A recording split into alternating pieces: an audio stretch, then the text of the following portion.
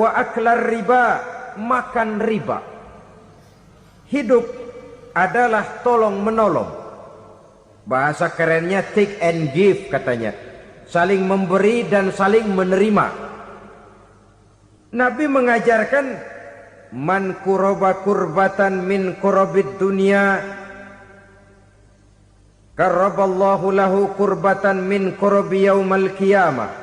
Wallahu fi aunil abdi madamal abdu fi auni akhihi. Siapa yang meringankan beban dari beban-beban yang derita seseorang di dalam kehidupan dunia, Allah akan meringankan bebannya daripada beban-beban yang harus dipikulnya di hari kiamat nanti. Wallahu fi aunil abdi madamal abdu fi auni akhihi. Allah senantiasa akan menolong seorang hamba selama hamba itu masih mau menolong saudaranya. Allah selalu akan menolong seorang hamba selama hamba itu masih mau menolong saudaranya. Apabila kita sudah berpangku tangan terhadap kesulitan orang lain, biasanya pun pada saat kita mendapat kesulitan, kita akan sulit juga memperoleh pertolongan.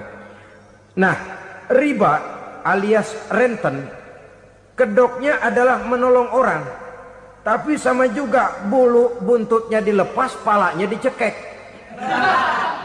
Menolong orang pada akhirnya menjadi beban bagi seseorang. Dan memang mencari orang-orang yang berada dalam posisi kesulitan. Biasanya di daerah-daerah di mana musim paceklik jadi lapangan kerja sulit, sedangkan urusan perut tidak bisa ditunda, akhirnya orang terjebak ke dalam rentenir, ke dalam riba, ke dalam renten. Bunga berbunga sehingga satu saat jumlah bunganya bisa lebih besar dari jumlah pinjaman pokoknya. Kemudian kalau juga ternyata tidak bisa dibayar, rumah jadi taruhan. Memang rumah satu-satunya, begitu rumah ditarik mulain camping. Bukankah pada akhirnya akan mewariskan kesengsaraan? Oleh karena itu, kepada kita berusahalah jangan berhubungan dengan rentenir, jangan makan renten dan riba. Kepada mereka yang melaksanakan riba, walaupun mendatangkan keuntungan materi, tapi percayalah harta yang didapat dengan jalan riba tidak akan membawa keberkahan. Manakala tidak membawa keberkahan, dia tidak akan mendatangkan ketenangan di dalam kehidupan kita. Oleh karenanya, memakan harta riba termasuk perbuatan yang merusak sendi-sendi kehidupan sosial, merusak kehidupan orang lain, merusak kehidupan masyarakat, tetangga, pergaulan dan sebagainya. Merusak akidah dan keimanan, merusak amal perbuatan yang sudah kita kerjakan, merusak sendi-sendi kehidupan sosial, pendek kata merusak segala hal di dalam kehidupan kita.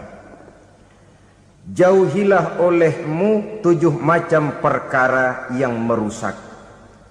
Yang pertama, asyirku billah, menyekutukan Allah subhanahu wa ta'ala.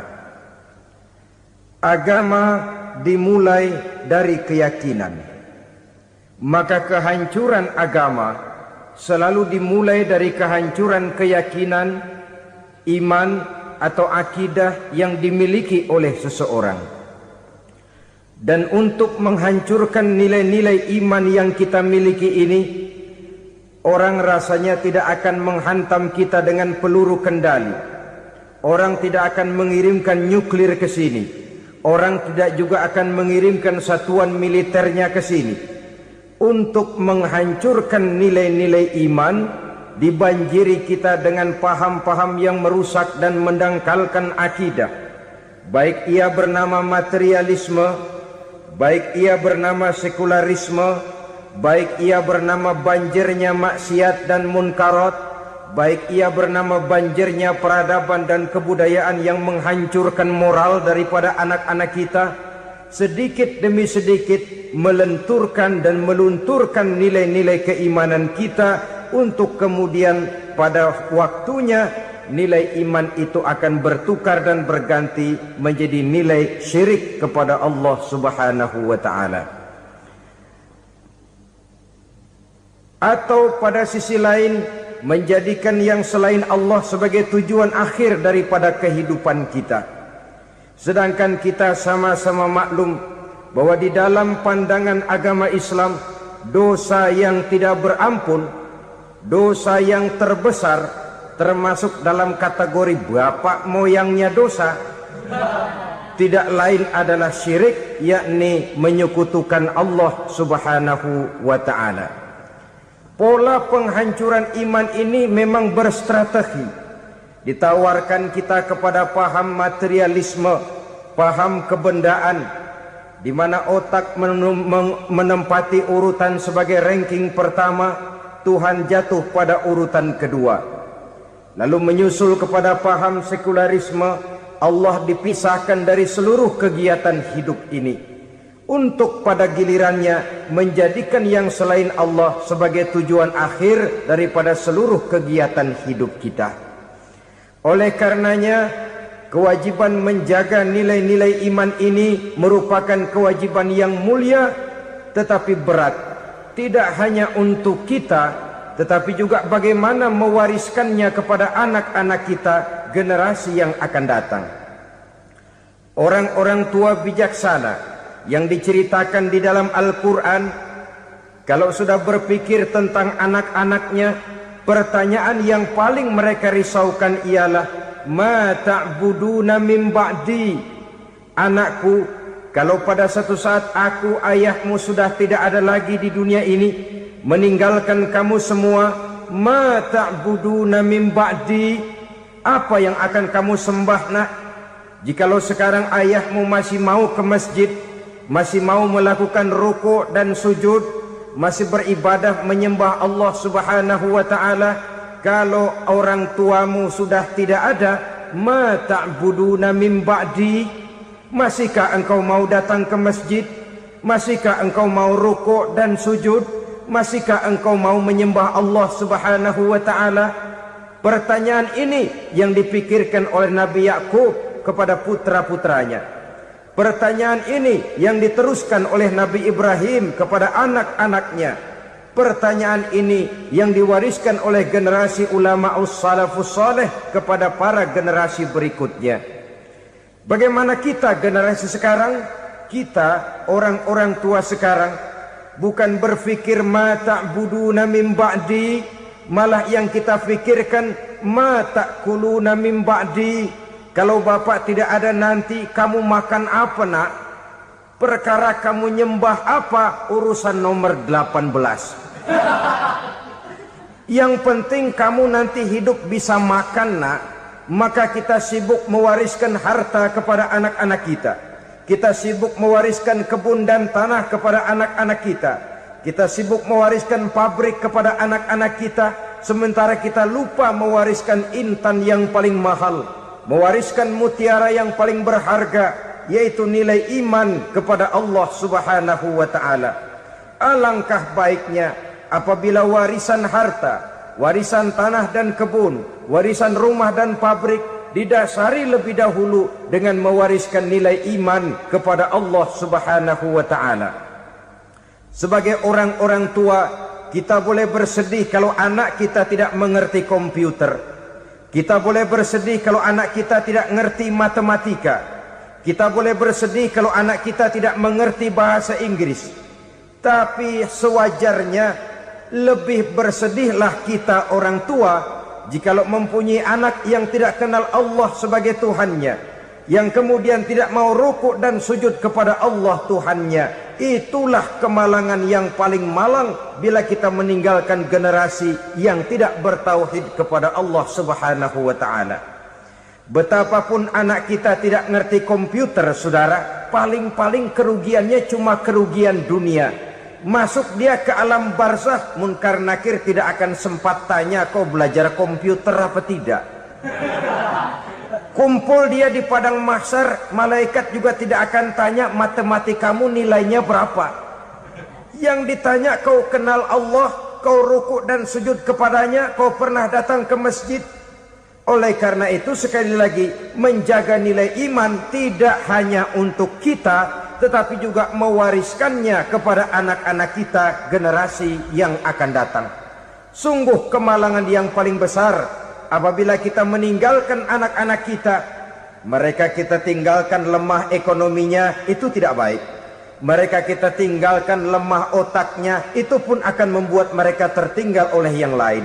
Tapi yang paling celaka, jikalau kita tinggalkan mereka dalam kondisi lemah imannya, rapuh akidahnya, tidak baik dan tidak betul keyakinan hidupnya.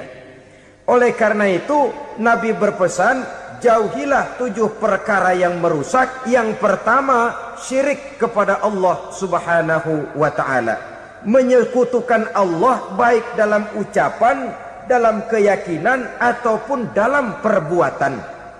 Ini perkara pertama yang termasuk 7 perusak besar di dalam kehidupan. Kalau sudah jatuh kita ke lembah syirik, bagaimanapun banyak kebaikan yang kita kerjakan, berjiwa sosial, bertangan pemurah, gemar menolong orang lain, kalau memang dasarnya syirik, maka seluruh kebaikan kita akan hancur, tidak akan ada nilainya dalam pandangan Allah subhanahu wa ta'ala. Dalam pandangan manusia mungkin kita dicatat sebagai orang sosial, gemar menolong orang lain, tidak berpangku tangan melihat orang yang mendapat kesulitan. Tapi oleh karena dasarnya syirik, dasarnya tidak mentauhidkan Allah, maka seluruh nilai kebaikan yang kita kerjakan tidak akan ada nilainya dalam pandangan Allah subhanahu wa ta'ala. Maka jagalah iman kita, jangan sampai dihinggapi penyakit syirik yang bagaimana kecilnya sekalipun.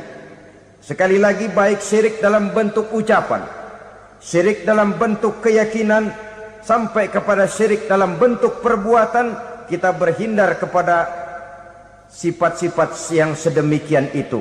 Karena apa?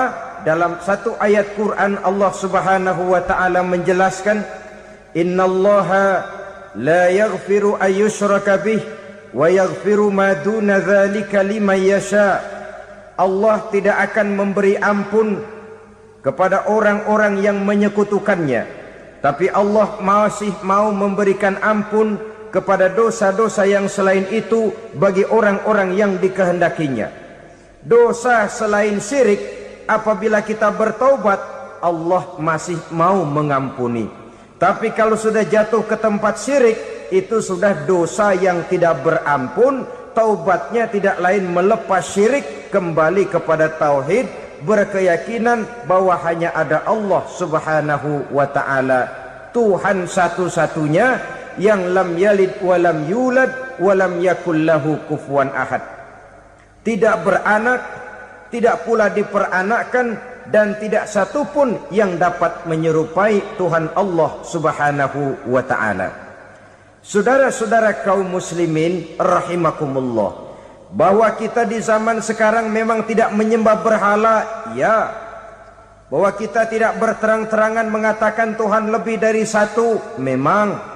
Bahwa kita tidak berkeyakinan Tuhan itu punya anak atau diperanakkan, tentu. Tapi dalam perbuatan dan i'tiqad, kita kadang-kadang jatuh tanpa kita sadari ke tempat yang bernama syirik ini. Oleh karenanya, di zaman di mana teknologi makin canggih, di mana kemajuan pembangunan makin menjangkau berbagai aspek kehidupan, diperlukan keseimbangan antara kemajuan fisik material dengan kemajuan mental spiritual. Apabila tidak ada keseimbangan, yang terwujud tentulah kepincangan, yang diawali dengan pincangnya cara kita berpikir, sehingga pada akhirnya akan mengarah kepada pincangnya cara kita berbuat dan bertindak di dalam kehidupan kita. Oleh karena itu Nabi berpesan, jauhilah sifat syirik, karena syirik merupakan dosa yang teramat besar. Ini sifat merusak yang pertama. Yang kedua kata Nabi, wasihra, jauhilah sihir. Sihir ini juga termasuk perkara yang merusak kehidupan. Kita semua sama-sama maklum bahwa sihir sebenarnya bukan persoalan baru. Sejak sebelum datang Islam, sihir itu sudah ada. Di zaman Yunani kuno, sihir ada. Di zaman Mesir kuno, di zaman Cina kuno, dan yang lain-lain yang serba kuno, sihir itu sudah ada. Bahkan para nabi pun, para rasul yang diutus oleh Allah Subhanahu wa ta'ala, senantiasa berhadapan dengan ahli-ahli sihir untuk menguji kebenaran dari misi yang mereka bawa. Sihir adalah perbuatan di luar kebiasaan yang bisa dikerjakan oleh ahlinya dengan bantuan jin atau setan. Hukum mempelajari sihir adalah haram, mengamalkannya lebih haram lagi. Sebab itu saudara-saudara, sihir merupakan perbuatan merusak yang harus kita jauhi. Ciri-ciri daripada perbuatan sihir, pertama, ia mengandung tipuan, bayangan khayal. Di zaman Nabi Musa misalnya, orang melihat tambang-tambang itu seperti ular. Nabi Musa melayangkan tongkatnya menjadi ular-ular besar yang memakan ular-ular kecil ciptaan tukang-tukang sihir Fir'aun tadi. Lalu sihir bisa terjadi dengan bantuan jin kafir atau setan. Kemudian ciri yang ketiga, sifatnya halus dan tersembunyi. Taruh kata ada seorang ahli sihir yang mempergunakan ayat-ayat Quran sebagai jompa-jampe, sebagai baca-bacaan, itu cuma sekedar kedok. Tujuannya tidak lain menjadikan agama sebagai ketok untuk membenarkan cara yang dimurkai oleh Allah Subhanahu wa ta'ala. Satu hadis yang diriwayatkan oleh Imam Bazar dan Tabrani, Nabi berpesan, "Laisa minna man tatayyara lahu au takahhana au tukuhhina lahu au sahira lahu." Tidak termasuk ke dalam golonganku, kata Nabi. Tidak termasuk umatku. Siapa mereka? Man tatayyara lahu, orang yang bertatoyur. Apa tatoyur itu? Dari kalimat toyaro, artinya terbang. Toir biasa diartikan dengan burung. Tatoyaro percaya kepada suara-suara burung. Man tatoyaro lahu, mempercayai, meyakini dengan benar-benar kepada suara beburungan. Kan suka ada itu, nah bunyi burung tuh, maling liwat. Maling liwat. Burung bunyi, maling liwat. Itu termasuk tatoyaro lahu, percaya kepada suara burung. Kan aneh kalau suara orang nggak dipercaya, suara burung malah dipercaya. Ada ustadz ceramah, kiai ngaji, nggak mau didengerin, burung dengerin bener. Nah, suaranya dari sebelah mana? Belah kulon. Nah, itu tandanya ano. Habis dihitung-hitung. Itu termasuk tatoyaro lahu. Au takahana, atau bertenung, au tukuhina, atau minta ditenungkan. Au sahiro lahu, atau melakukan perbuatan sihir, atau minta disihirkan. Laisa minna, tidak termasuk ke dalam golonganku, kata Nabi. Sehingga dengan demikian saudara-saudara, menghadapi sihir dengan sihir sekalipun termasuk perbuatan yang tidak diajarkan oleh agama. Kita kan mempelajari sihir untuk jaga diri, tidak apa-apa. Yang dilarang mengamalkannya, dilarang juga mempelajarinya. Sebab orang kalau sudah mengetahui, biasanya lalu terangsang untuk mencoba. Kalau percobaannya berhasil, biasanya terangsang untuk coba lagi dan coba lagi. Pada akhirnya ketagihan, lalu beralih menjadi profesi, apalagi itu nanti bisa mendatangkan hasil uang. Saudara-saudara kaum muslimin rahimakumullah, kita manusia makhluk nyata. Kita hidup di alam nyata. terikat oleh sunnatullah, causality.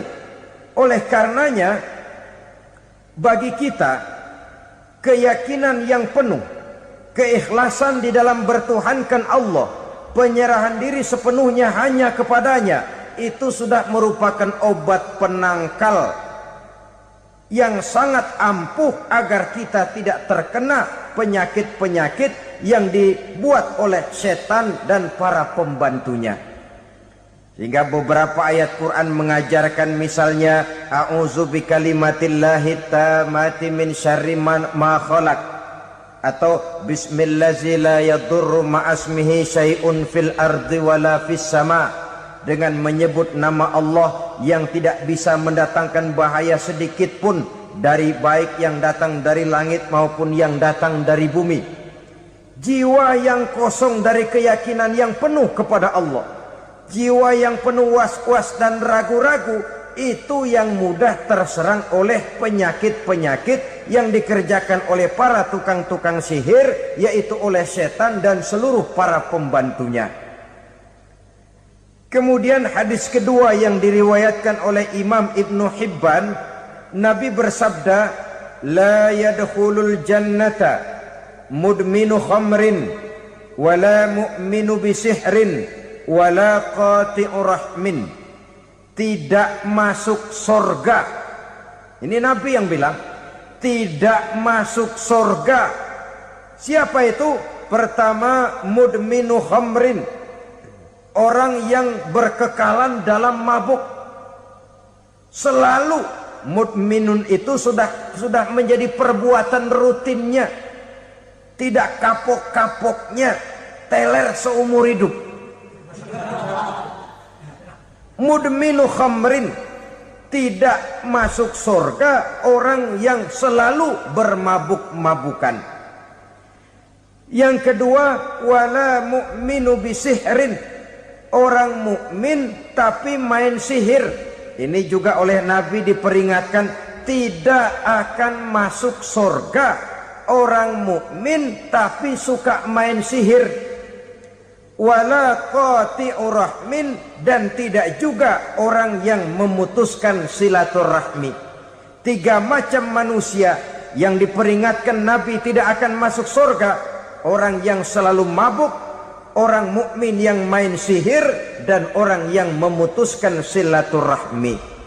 Saudara-saudara kaum muslimin rahimakumullah. Lalu orang berkata, kenapa dilarang kita bersihir? Padahal Rasul sendiri kan punya mukjizat. Nah, kita memang harus membedakan antara mukjizat dengan sihir. Dalam kehidupan agama kita kenal ada yang namanya mukjizat, ada yang namanya karomah atau keramat biasa diucapkan, ada yang namanya maunah, ada yang namanya irhas, ada juga yang namanya sihir. Kesemuanya ini berbeda, saudara-saudara. Yang dinamakan mukjizat itu khusus untuk para rasul saja. Satu kejadian luar biasa yang terjadi dilakukan oleh rasul atas izin dari Allah Subhanahu wa taala. Perbedaannya dengan sihir jelas. Sihir dari setan, mukjizat dari Allah.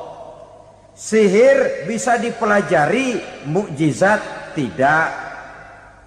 Sihir umumnya untuk maksud-maksud yang tidak baik, sedangkan mukjizat untuk memperkuat kebenaran yang disampaikan oleh para rasul dan ditentang oleh umatnya. Bahkan kafir Quraisy dahulu menganggap orang-orang ahli sihir itu berada dalam satu posisi yang hina, sehingga mereka mengatakan dan menuduh Nabi Muhammad sebagai tukang sihir. Tuduhan sebagai tukang sihir adalah tuduhan yang sangat aib dan hina. Di tengah masyarakat kufar jahiliyah, kedudukan tukang sihir dipandang sebagai kedudukan yang hina, sehingga mereka mengejek Nabi dengan sebutan tukang sihir.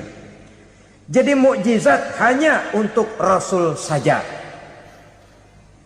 Kemudian karomah. Karomah ini asal kata dari karoma. kehormatan, kemuliaan yang diberikan Allah kepada hamba-hambanya yang rajin mendekatkan diri kepadanya. Oleh karena ketekunannya melaksanakan ibadah, Allah memberikan keistimewaan kepada orang itu yang dengan keistimewaannya dia bisa mengerjakan yang tidak bisa dikerjakan oleh orang lain.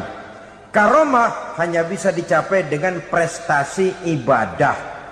Kalau sihir mau ibadah apa enggak, asal dia belajar, bersatu dan berteman dengan setan, memenuhi persyaratan-persyaratan setan, biasanya lalu bisa.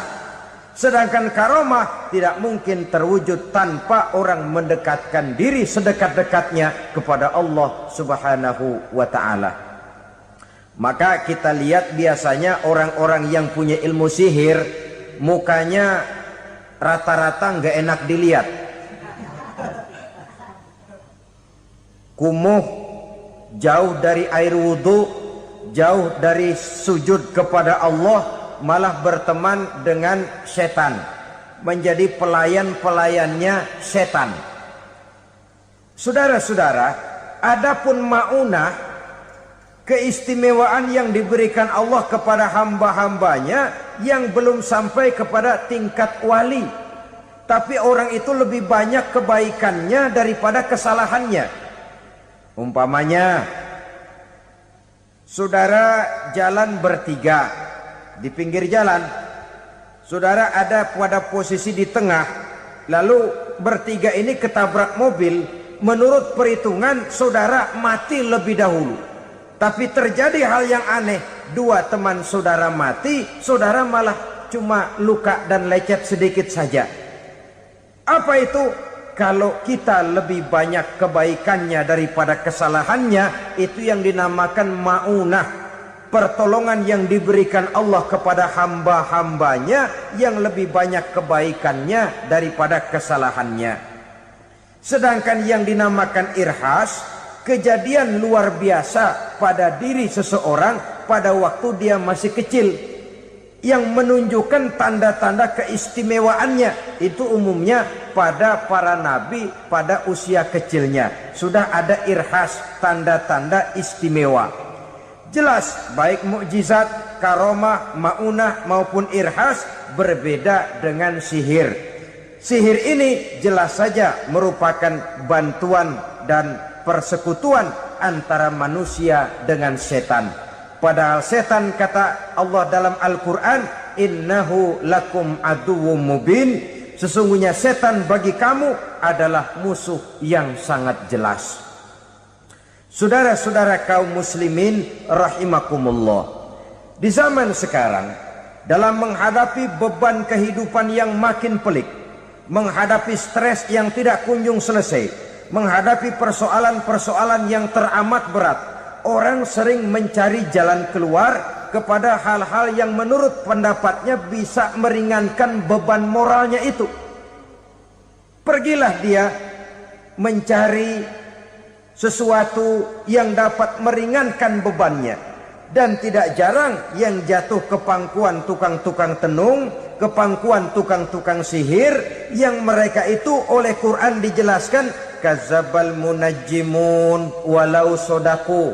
Tukang-tukang tenung, tukang-tukang sihir, mereka itu bohong walaupun benar.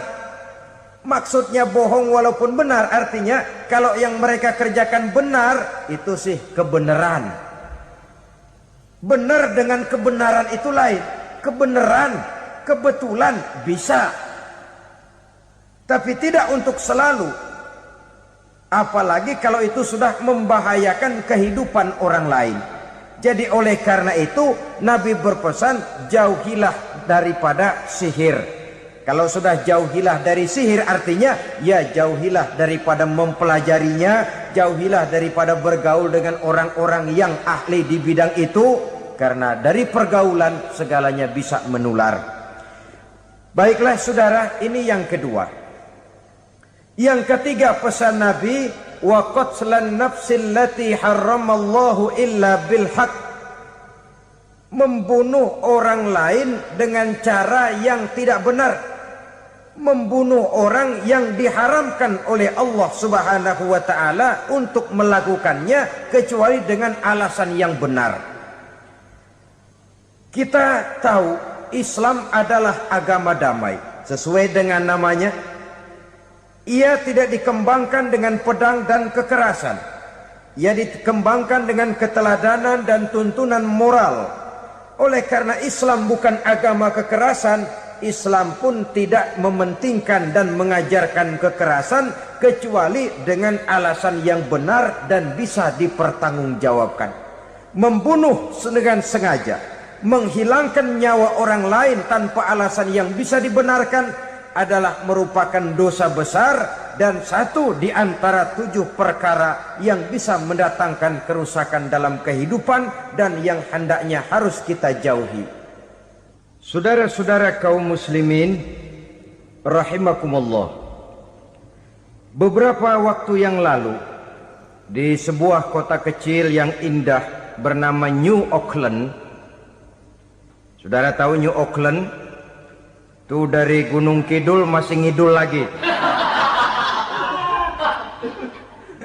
Pernah diadakan satu seminar yang membicarakan bagaimana menyelamatkan masyarakat manusia dari bahaya Perang Dunia Ketiga. Diperkirakan kalau terjadi Perang Dunia Ketiga, manusia tidak akan tersisa. Sebab apa?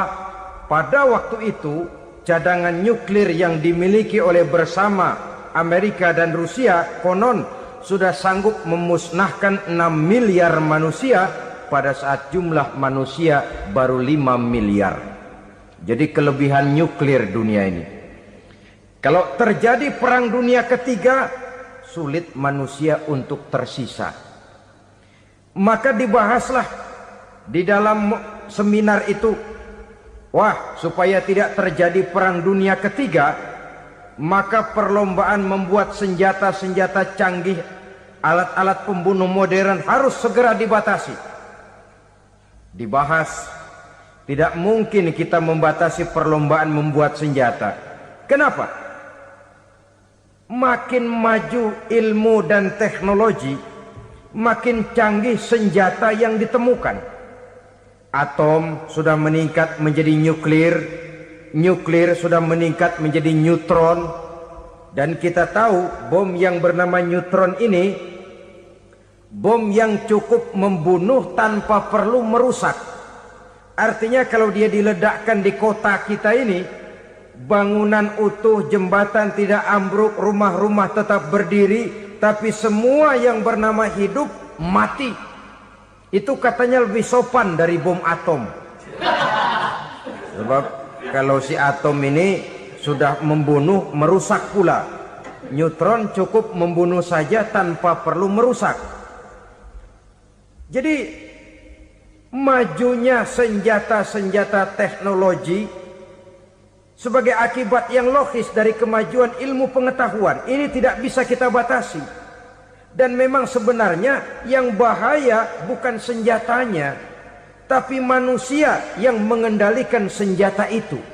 Mereka kembali kepada prinsip the man behind the gun. Bukan senjatanya yang bahaya, tapi manusia yang mengendalikan senjata itu yang bahaya. Walaupun senjatanya modern, katakanlah model M16 umpamanya, kalau yang mengendalikannya orang beriman, insya Allah aman. Tapi biar megang cuma senapan angin, kalau yang megang orang brutal, ngeri kita deket-deket. Apalagi kalau memang bukan ahlinya menggunakan senjata, bisa ngeker kaki kena jidat.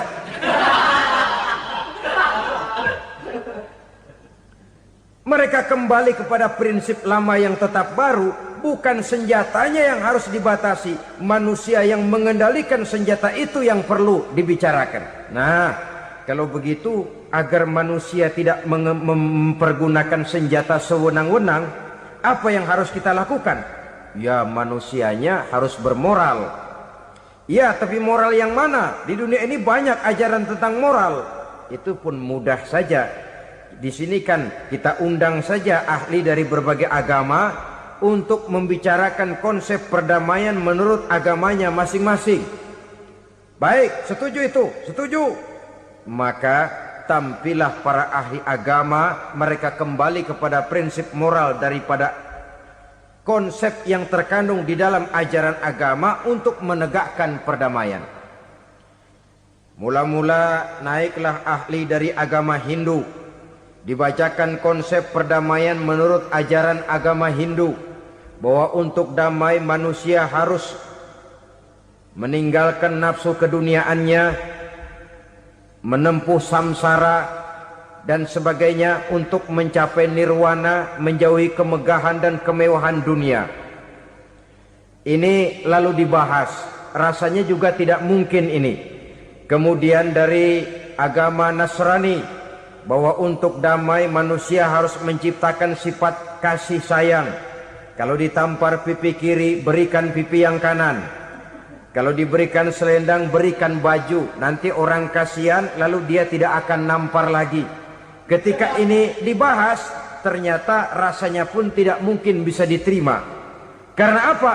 Di zaman sekarang orang ditampar pipi kiri, dikasih pipi kanan. Bukan kasihan, gemes.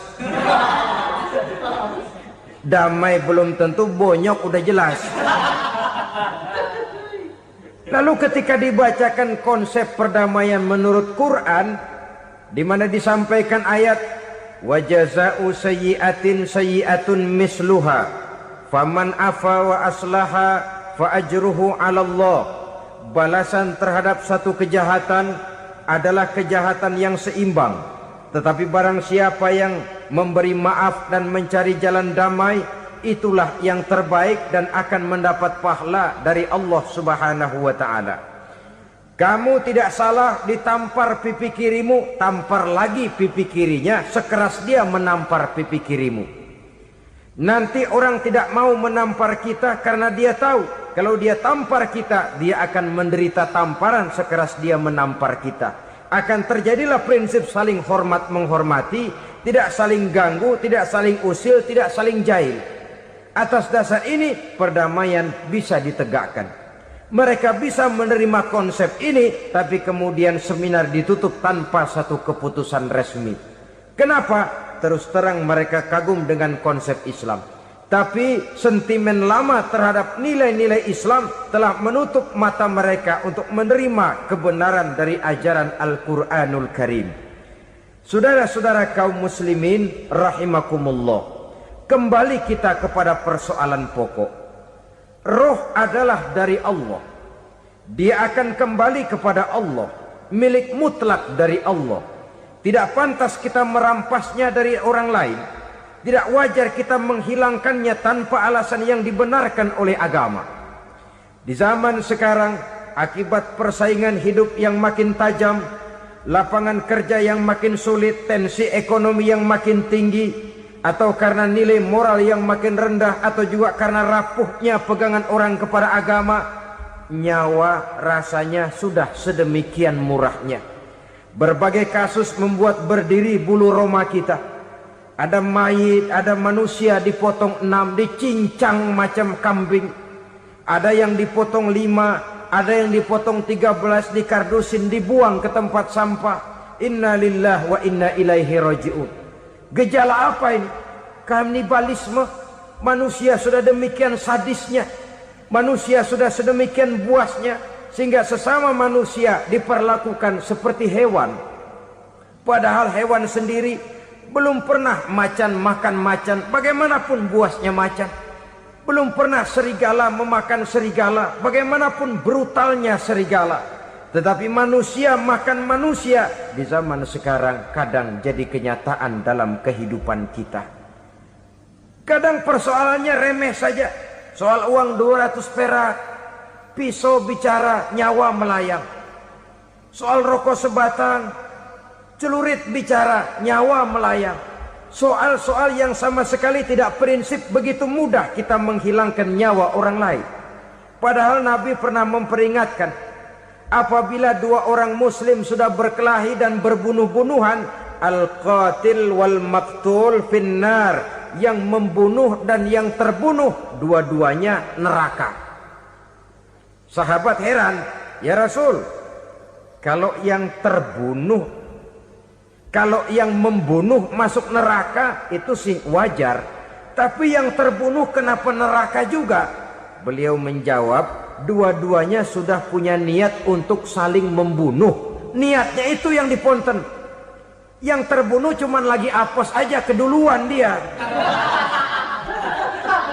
Umpama tidak terbunuh, pasti dia yang akan membunuh. Oleh karenanya al-qatil wal maktul, yang membunuh dan yang dibunuh finnar, dua-duanya masuk ke dalam neraka. Islam menghormati kehidupan. Tidak hanya terbatas kepada sesama muslim, orang-orang yang berlainan agama pun yang mau hidup berukun, damai, berdampingan dengan umat Islam, jiwa mereka, darah mereka dilindungi oleh nilai-nilai Islam yang disebut dengan kafir zimmi ini.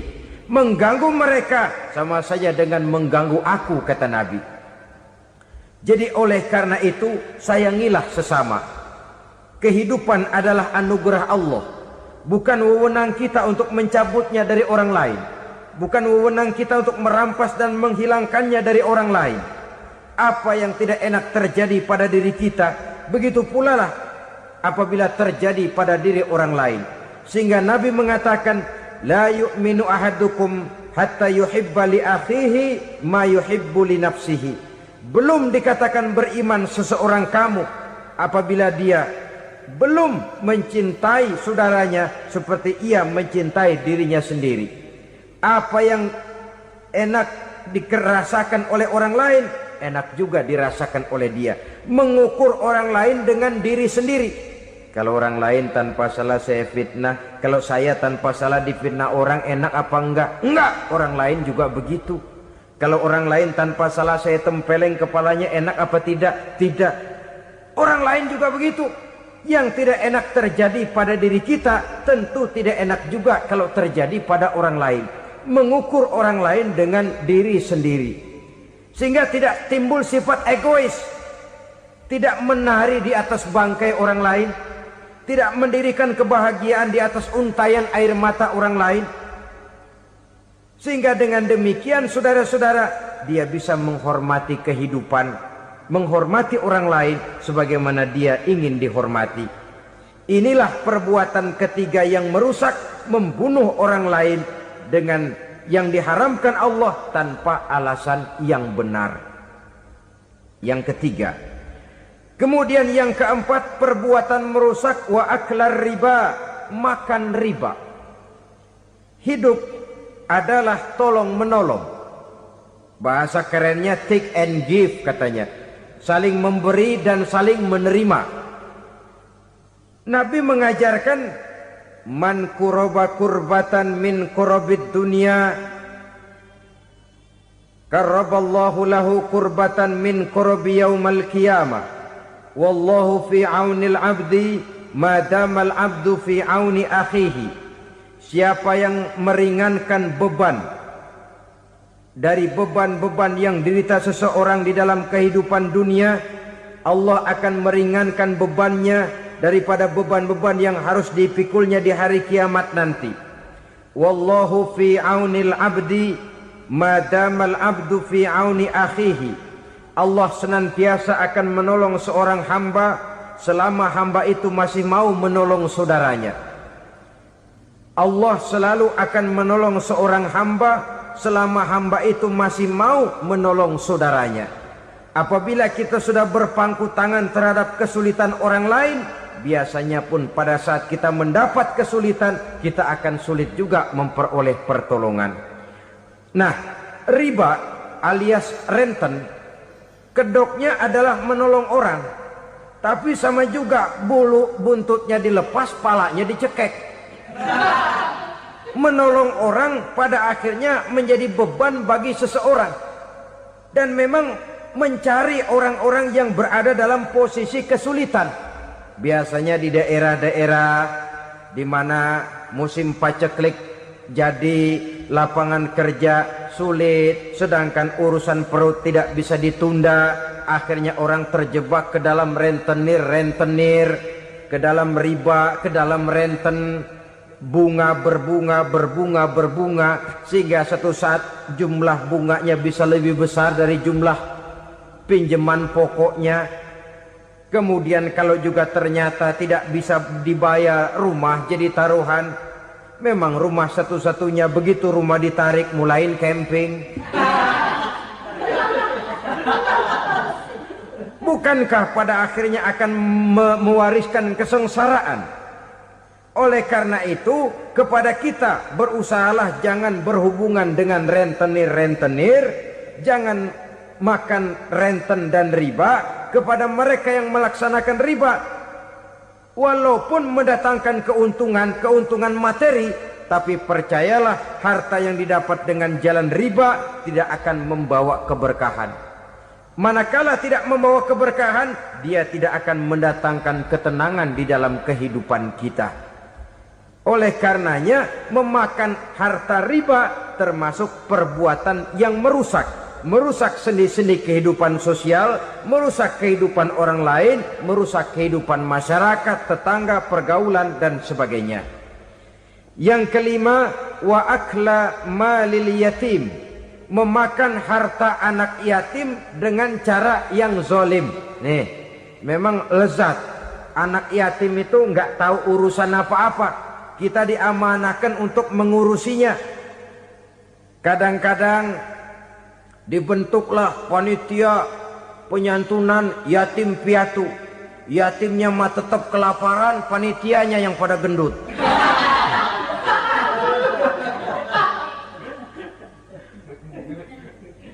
Padahal memakan harta anak yatim termasuk perbuatan dosa besar. Dan menjantuni yatim merupakan perbuatan mulia. Nabi mengatakan, ana wa kafilul yatim kahataini yaumal qiyamah.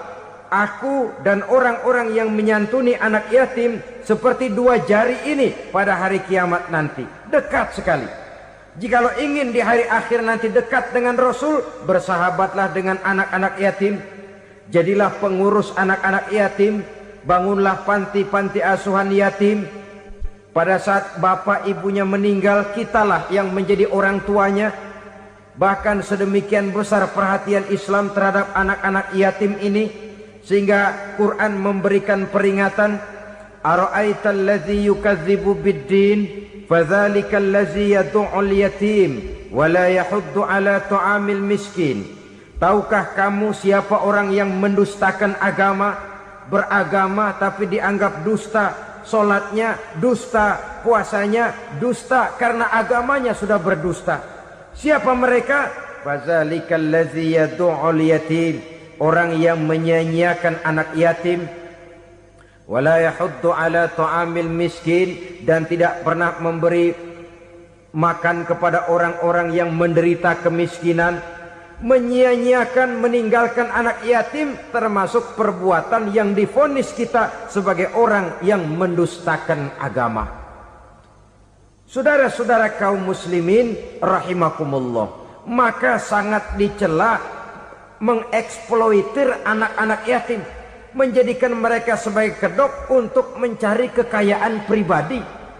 Tetapi jikalau ikhlas, ganjarannya sangat besar, nilai pahalanya sangat besar. Menyantuni yatim tidak hanya setahun sekali. Kalau Muharram pakai istilah lebaran yatim, dibentuklah panitia, diberilah beras, uang 4-5 ribu rupiah, alhamdulillah. Tapi jangan lupa, si yatim tidak hidup cuma satu hari. Dia tidak hidup cuma di bulan Muharram saja. Dia hidup 12 bulan dalam setahun. Sebagaimana anak-anak yang lain, dia juga berhak punya masa depan. Dia juga berhak menikmati bangku sekolah. Dia berhak mengenyam arti dan makna pendidikan. Dia berhak membekali diri dengan ilmu dan pengetahuan, seperti halnya anak-anak yang lain. Maka kita yang diberikan keluasan oleh Allah, ingatlah itu. Bersahabatlah dengan anak-anak yatim, santuni mereka. Perkara setahun sekali di bulan Muharram, alhamdulillah, itu bagus, bin Thayyib alias baik. Tapi tentu dan tentu sekali lagi, si yatim tidak hanya hidup di bulan Muharram. Dia hidup 12 bulan dalam setahun. 24 jam dan di dalam sehari.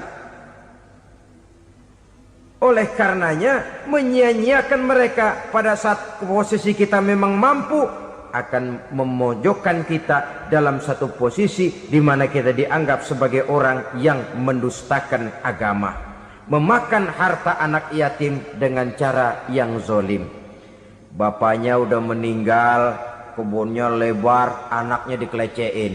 Nah, dah kamu nggak usah pusing, nanti saya yang ngurus. Akhirnya bukan ngurus, nguras. Si yatim mungkin tidak tahu bahwa dia disia-siakan, haknya diambil, miliknya dizolimi. Tapi Allah yang akan membalasnya dengan seadil-adilnya. Maka makan harta anak yatim biasanya balasannya tokcer bin paten. Nggak banyak selang tempo itu, nggak percaya cobain dah. Nyobain aja kan nggak bayar, umpama memakan harta anak yatim dengan cara yang zolim, ganjarannya biasanya kontan. Kenapa? Ratapan si miskin, untayan air matanya, jeritan kepedihan hatinya, membuka pintu langit, permohonannya diijabah, getaran hatinya didengarkan oleh Allah, maka balasannya biasanya kontan, spontan, tidak menunggu waktu terlalu lama. Itu di dunia, belum lagi di akhirat nanti. Bukankah dalam riwayat Mi'raj diceritakan Nabi melihat di neraka itu orang perutnya sebesar rumah? La haula wala quwata. Itu perut kayak rumah, bagaimana jalannya tuh orang? Dan memang gak jalan, diseret-seret oleh malaikat di neraka itu. Hancur perutnya, amburadul itu perut. Berantakan isinya, dibulatkan lagi, diseret lagi, hancur lagi, dibulatkan lagi. Sampai Nabi tanya, orang itu begitu berat siksanya kenapa ya Jibril? Itu Muhammad, waktu di dunia dulu rakus banget makan harta anak yatim. Begitu vonisnya, begitu menyedihkan nasibnya di akhirat. Tapi di dunia pun ketidakberkahan itu sudah membayangi kehidupannya. Oleh karena itu, kepada saudara-saudara yang mendapat titipan anak yatim, berbahagialah, karena semulia-mulia rumah adalah rumah yang di dalamnya ada anak yatim yang disantuni. Sehina-hina rumah adalah rumah di mana di dalamnya ada anak yatim yang disia-siakan. Begitu kata Nabi kita. Rumah yang paling mulia dalam pandangan Allah, rumah yang di dalamnya ada anak yatim yang disantuni. Rumah yang paling hina dalam pandangan Allah, rumah yang di dalamnya ada anak yatim yang nasibnya disia-siakan. Berbahagialah saudara apabila menjadi penyantun anak-anak yatim, pelindung mereka, sehingga mereka mempunyai masa depan sebagaimana anak-anak lainnya. Rasulullah sendiri sedemikian peka terhadap keadaan anak-anak yatim karena beliau sendiri memang mengalami. Umur 6 bulan dalam kandungan ibu, beliau sudah ditinggalkan oleh ayahnya. Pada saat berusia 6 tahun, ibu sudah meninggal. Yatim piatu dalam usia di mana beliau sedang perlu belas kasih seorang ibu dan pengertian seorang bapa. Kepekaan itu lalu timbul, bahkan kemudian sampai kepada beliau berkata, aku dan orang yang menyantuni anak yatim seperti jari tengah dan jari telunjuk di hari akhirat nanti. Sedemikian dekatnya. Baiklah ya, jadi yang kelima, memakan harta anak yatim. Jauhi karena ini perbuatan yang merusak. Yang keenam, watawalli yaumaz zahfi, melarikan diri pada hari pertempuran. Apa ini? Khianat. Tidak konsekuen dengan konsep perjuangan. Pada mulanya keras benar teriak, berantas korupsi, ganyang korupsi. Cuma karena belum dapat giliran. Begitu dia naik dapat kesempatan, korupsinya lebih edan dari yang diteriakinya. Ini termasuk tawalli yaumaz zahfi. berpaling pada hari peperangan.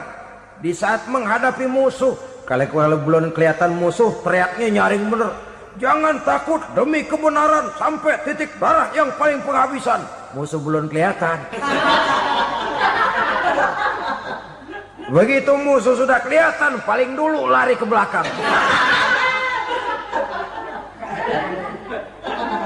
Kalau diajak berjuang ada saja alasannya. Sehingga Quran memberikan peringatan kepada kita semua. Mengapa kamu ini berat? Kalau sudah diajak berjuang di jalan Allah, kakimu seperti terhunjam berakar di perut bumi. Berat untuk melangkah berjuang. Lari dari pertempuran tidak konsekuen dengan konsepsi perjuangan. Mau enaknya saja. Dalam kondisi yang sulit lalu berpangku tangan.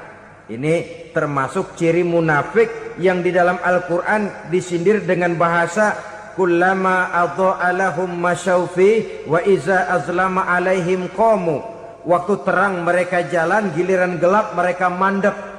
Artinya, maksudnya, kalau giliran ada untungnya aja, rame-rame teriak Islam. Tapi begitu diminta berjuang, dituntut berkorban, rame-rame mundur. Waktu dilihat di Islam ada untungnya, rame-rame teriak Islam. Pak, saya Islam banget, Pak. KTP saya Islam, Pak. Pokoknya Islam banget dah. Tapi ketika diminta berjuang, dituntut sedikit berkorban, rame-rame mengundurkan diri. Tahun 65 PKI berontak. Waduh, waktu itu jadi orang Islam untung itu. Nggak dikejar-kejar, aman. Masjid rame, mobil-mobil mewah parkir di depan musola dan masjid. Kenapa? Waktu itu asal udah ke masjid aman. Islam selamat, untung. Tapi begitu keadaan aman, yang parkir di musola sepeda butut melulu.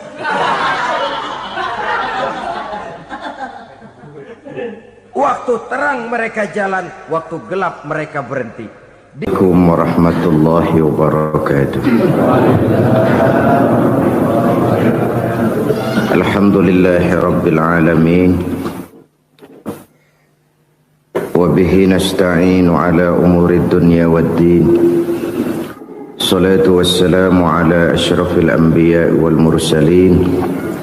Sayyidina wa maulana Muhammadin wa ala alihi wa sahbihi ajma'in, amma ba'du. Pada pertemuan kali ini secara khusus kita akan membicarakan tentang puasa ini. Kita akan mulai dari yang pertama, puasa sunnah. Sebagaimana yang kita maklum, sunnah adalah satu perbuatan yang apabila kita kerjakan berpahala, tapi apabila kita tinggalkan tidak merupakan dosa. Hanya saja ia merupakan barometer dan ukuran daripada orang-orang yang cinta kepada sunnah itu sendiri. Ada banyak jenis puasa-puasa sunnah ini. Yang pertama, puasa sunnah di bulan Muharram. Rasulullah sallallahu alaihi wasallam bersabda, "Afdhalus siyami ba'da Ramadan syahrullahil Muharram wa afdhalus salati ba'dal fardhah salatul lail." Diriwayatkan oleh Muslim dari Abi Hurairah. Puasa yang paling utama sesudah puasa Ramadan tidak lain adalah puasa di bulan Muharram. Dan solat yang paling afdol sesudah solat yang wajib adalah solat pada sepertiga malam yang akhir. Puasa di bulan Muharram merupakan puasa sunnah dan mempunyai nilai yang sangat besar dalam pandangan Allah Subhanahu wa ta'ala. Buat mereka yang mampu melaksanakan puasa sunnah di bulan Muharram ini, boleh melaksanakannya selama 10 hari. Hari yang pertama, boleh juga 3 hari saja, atau setidak-tidaknya 1 hari daripada bulan Muharram. Yang kedua, puasa 10 hari daripada bulan Zulhijjah. Karena bulan Zulhijjah ini memang termasuk bulan yang dimuliakan oleh Allah Subhanahu wa taala. Pertama, di sana ada hari Tarwiyah, ada hari Arafah, ada hari kurban, ada talbiyah, ada pelaksanaan haji dengan segala manasiknya. Maka puasa sunnah di bulan Zulhijjah merupakan amalan yang sangat utama dan besar pahalanya dalam pandangan Allah Azza wa Jalla.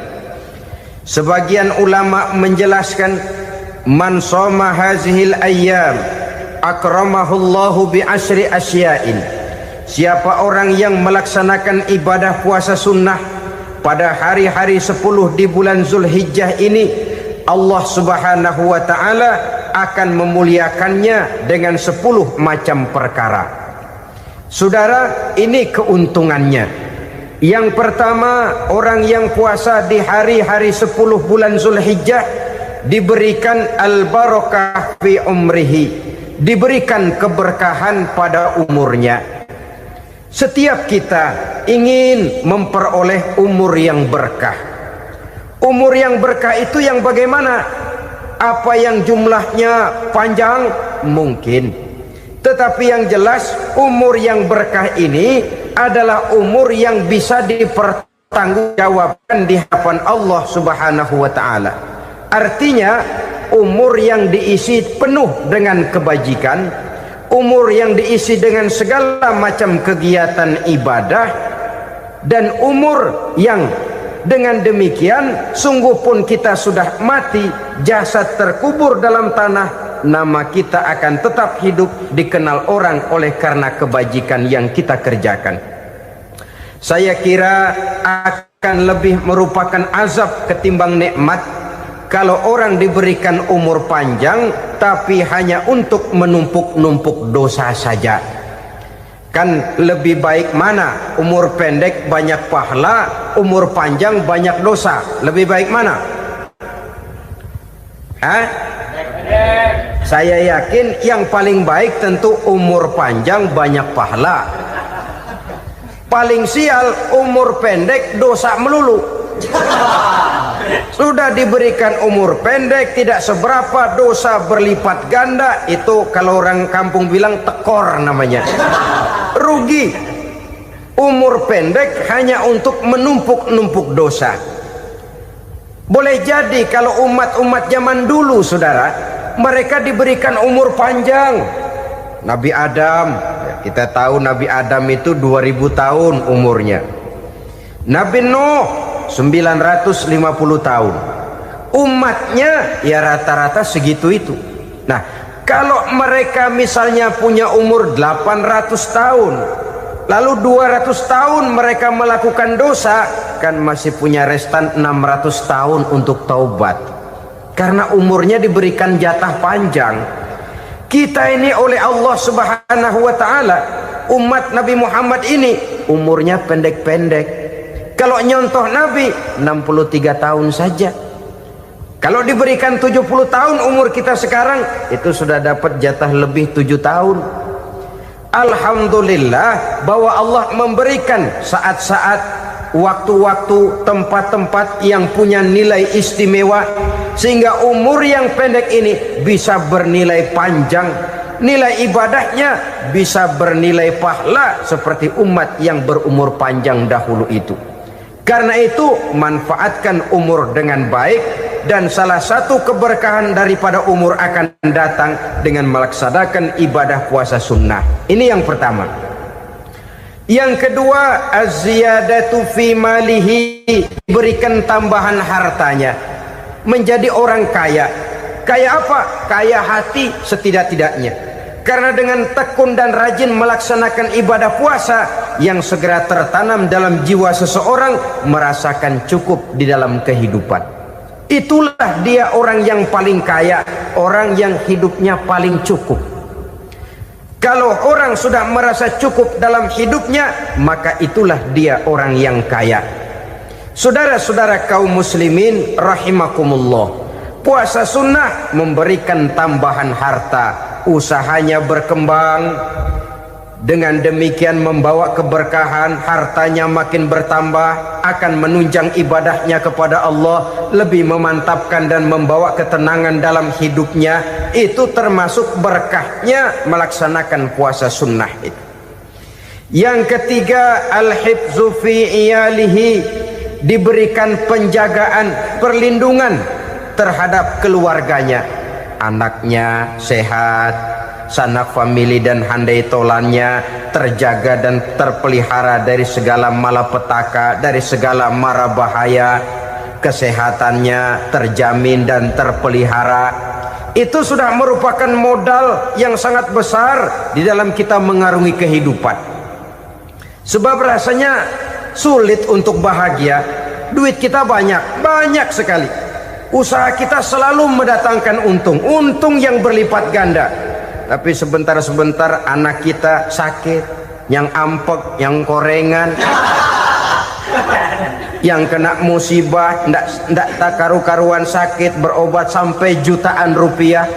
Itu kan sudah tidak membawa kebahagiaan. Uang masuk yang begitu banyak jumlahnya habis akhirnya untuk berobat saja. Sebenarnya hitung-hitung ya seri-seri juga.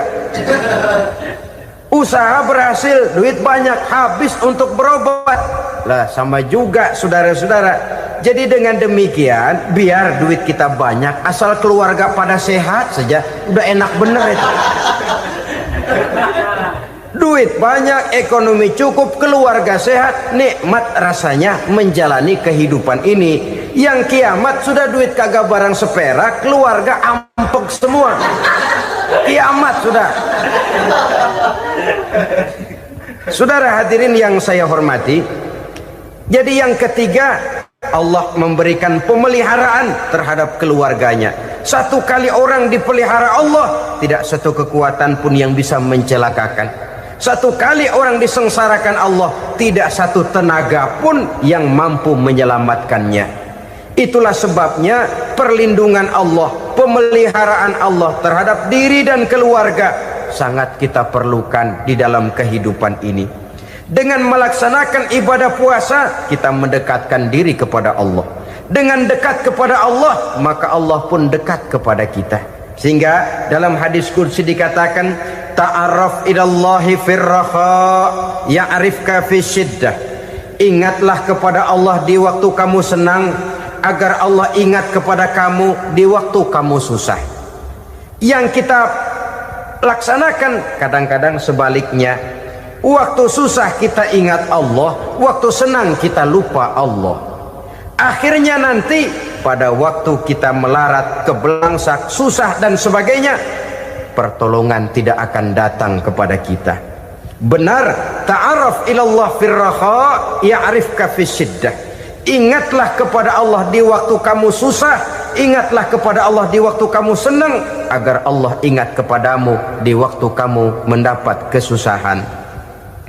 Umumnya watak manusia memang kalau sudah dapat susah, ingat kepada Allah waktu duduk, waktu berbaring, sambil tidur, dalam segala keadaan Allah disebutnya, Allah dimintakan pertolongannya. Tapi dikala dia berada pada posisi di atas angin, merasa senang, bahagia, Allah terlupakan.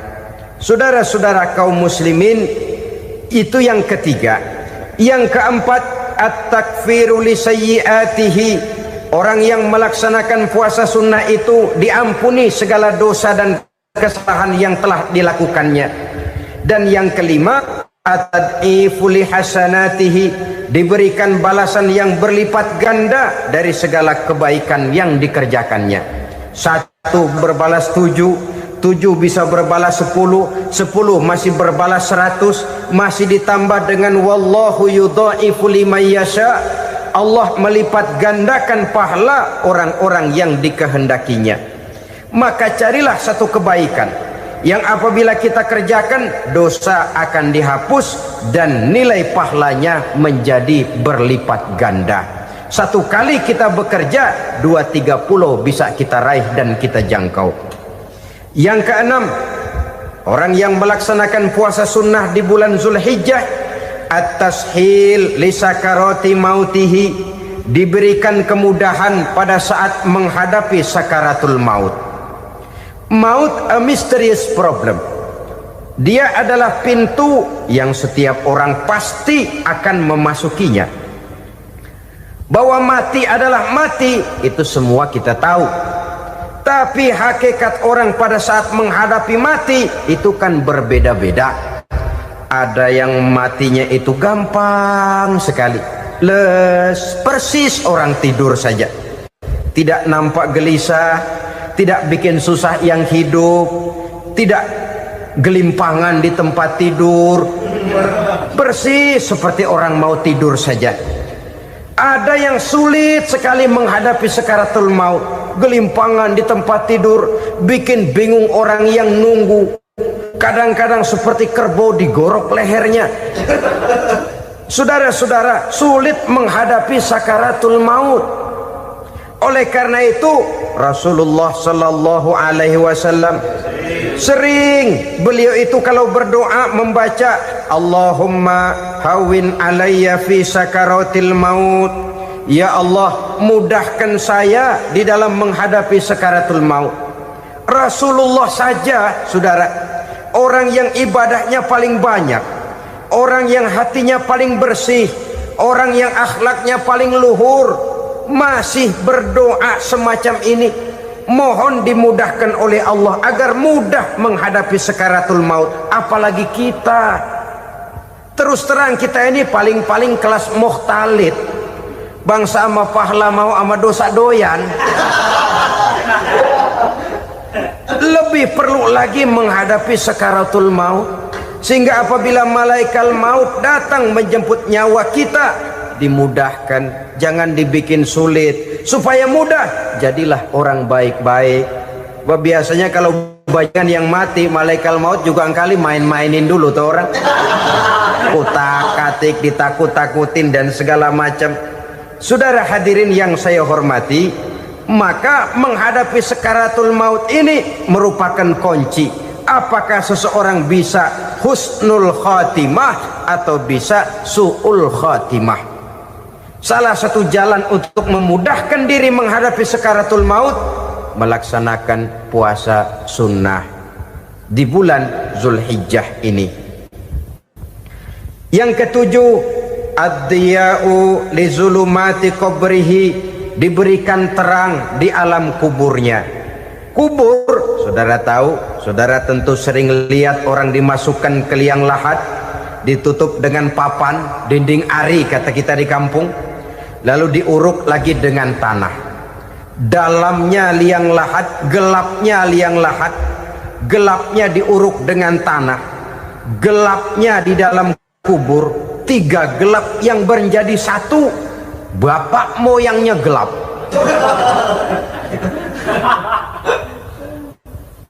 Puasa sunnah ini merupakan terang di alam kubur kita nanti.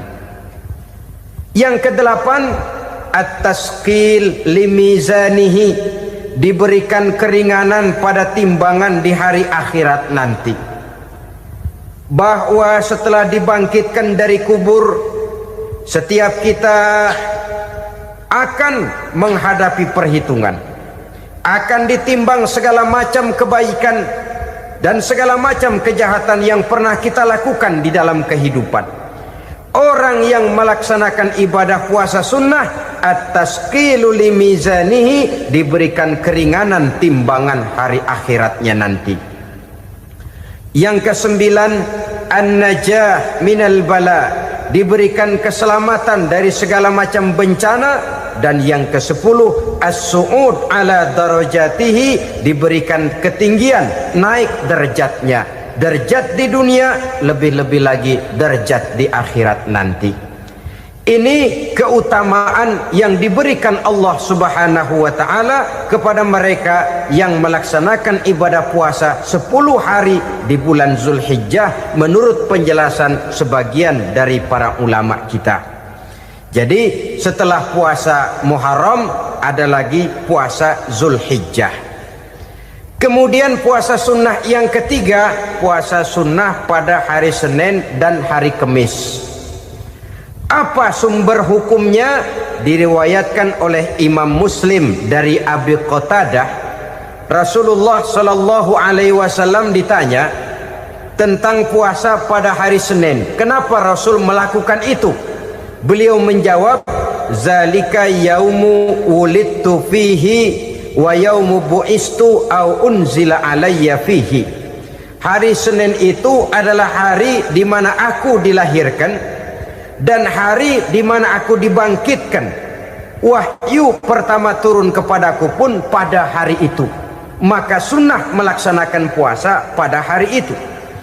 Adapun hari Kamis, ada hadis yang diriwayatkan oleh Imam Turmuzi dari Abi Hurairah, Nabi bersabda, tu'radul a'malu yaumul isnaini wal khamisi fa uhibbu ay yu'radu amali wa ana sha'im. Disetor amal setiap manusia pada hari Senin dan pada hari Kamis. Maka aku ingin, kata Nabi, agar pada saat amalku disetor itu aku sedang puasa.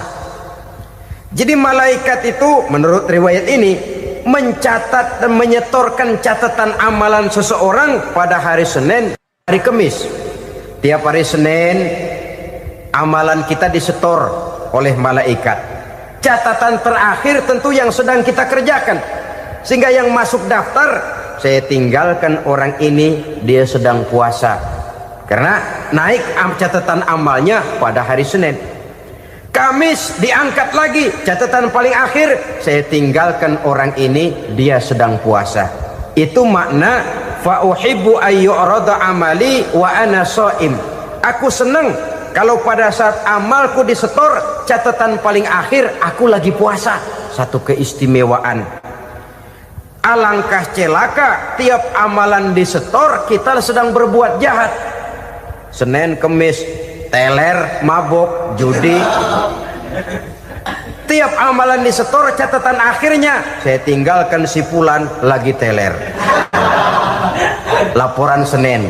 Kemis laporan lagi, saya tinggalkan si fulan lagi mirit kartu. Saudara hadirin yang saya muliakan, alangkah jeleknya catatan kita.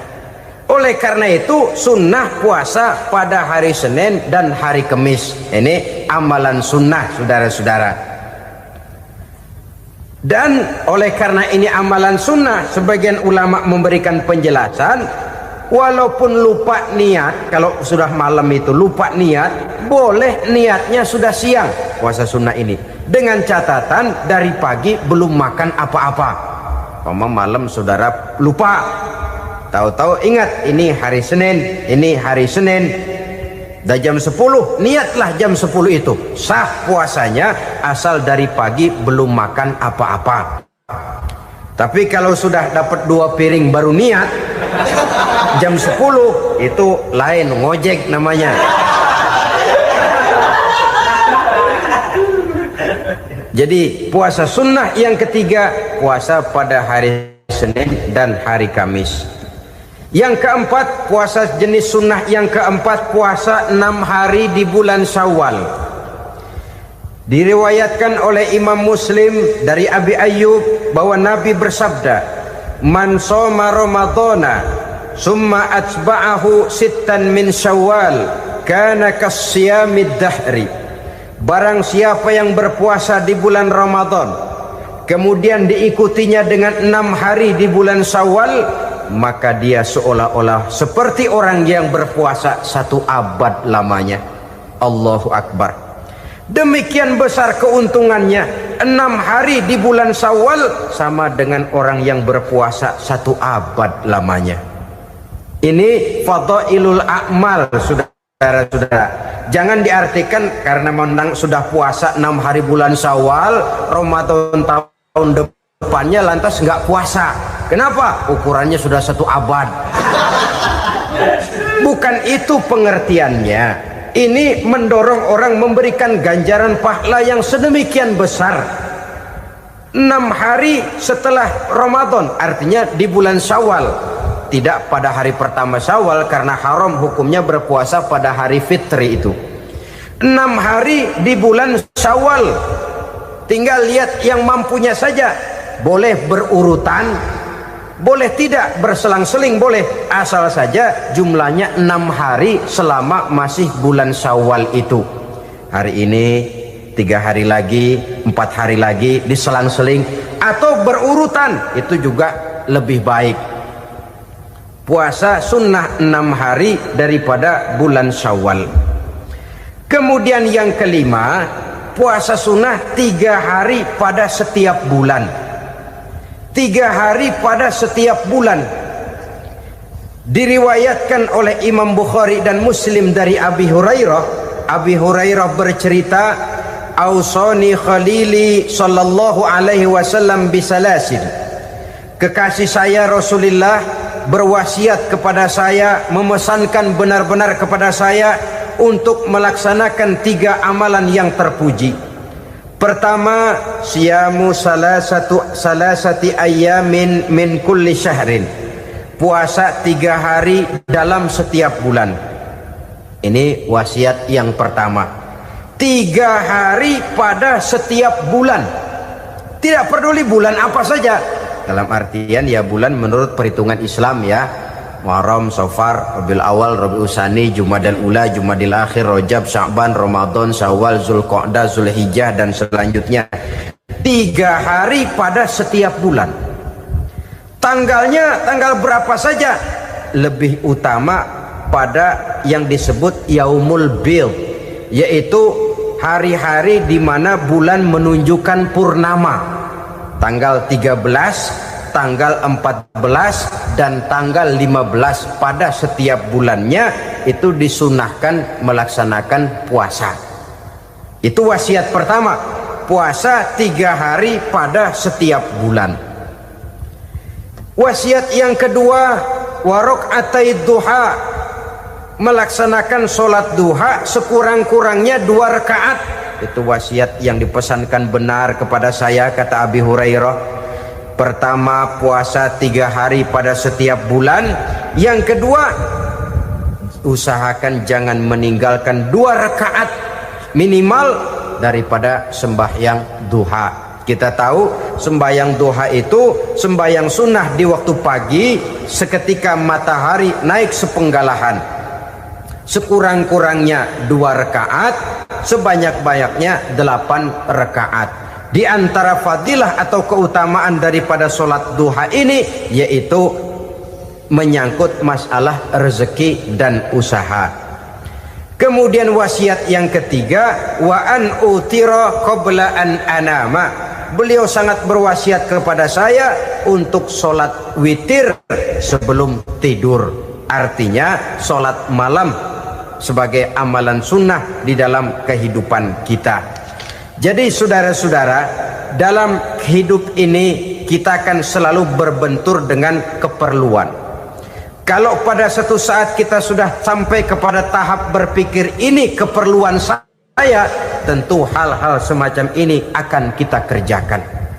Kita belum tergerak melaksanakan ini semua oleh karena barangkali kita merasa belum memerlukannya.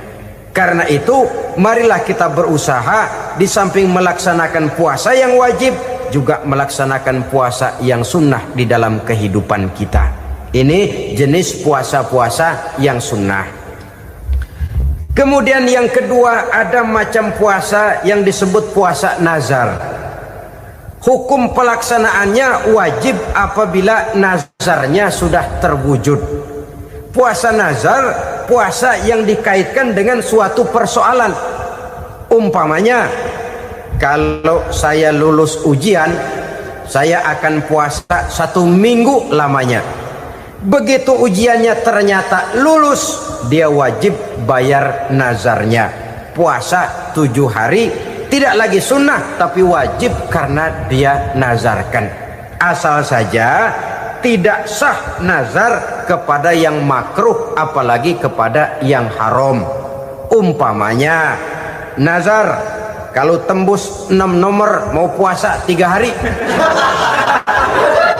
Itu nazar semacam itu bukan saja tidak sah tapi haram hukumnya. Tidak boleh nazar kepada yang makruh, apalagi kepada yang haram. Jadi apabila maksud yang sudah kita niatkan tercapai, wajiblah nazar itu dibayar, yaitu kalau nazarnya sunnah, melaksanakan ibadah puasa.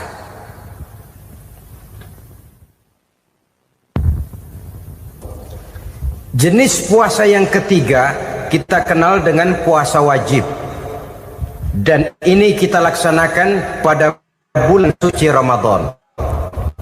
Tentang teknis pelaksanaan ibadah puasa di bulan Ramadan sudah pernah saya bicarakan pada pertemuan tentang Ramadan dan Idul Fitri. Pada kesempatan ini saya hanya ingin mengajak bahwa di dalam melaksanakan ibadah puasa Ramadan ini, marilah kita mengadakan evaluasi. Kenapa demikian?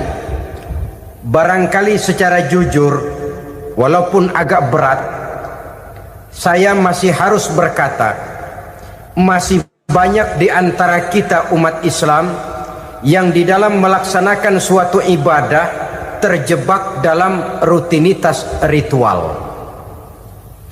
Apa itu rutinitas ritual? Itu bahasa susah.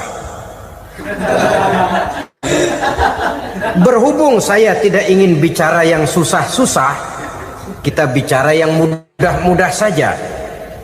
Maksud saya, banyak di antara kita umat Islam yang di dalam melaksanakan suatu ibadah itu hanya dengan prinsip asal sekadar gugur kewajiban saja.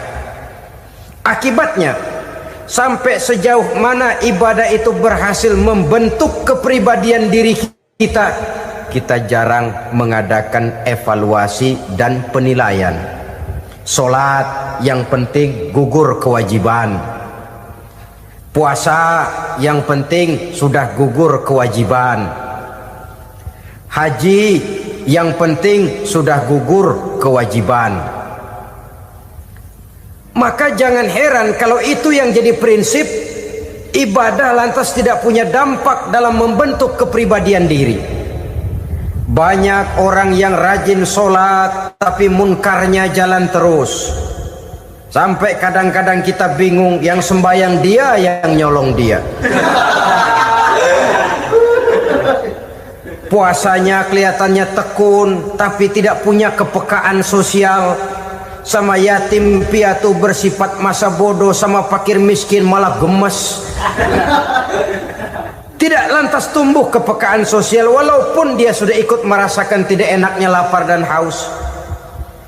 Ada juga yang sudah haji 4-5 kali mondar-mandir Jakarta Mekah, tapi gaya hidupnya tetap seperti katak di kolong tempurung, picik, sempit pandangan, dangkal hati, tidak terbuka walaupun sudah melihat Islam dalam skala internasional. Yang dia lihat, yang dia saksikan, yang dia pandang tidak sanggup menggugah dan mengubah jiwanya, tidak bisa mewarnai pandangan hidupnya. Inilah akibatnya kalau ibadah hanya dikerjakan dengan prinsip asal sekadar gugur kewajiban. Hasilnya yaitu tadi, hajinya cuma menang topi putih sama serban. Sholatnya cuma prinsip asal gugur kewajiban, begitu juga puasanya, begitu juga zakatnya dan ibadah-ibadah lainnya. Bukan tanpa satu maksud.